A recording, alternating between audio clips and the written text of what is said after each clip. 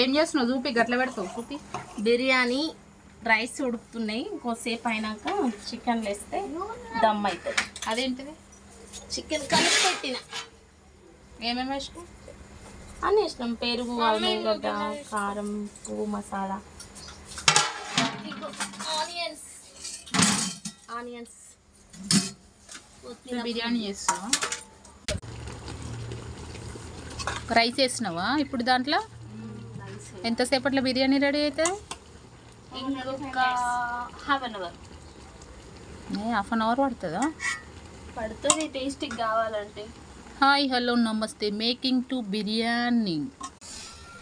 Finally biryani ready. ఇప్పుడు తినడమే start. Biryani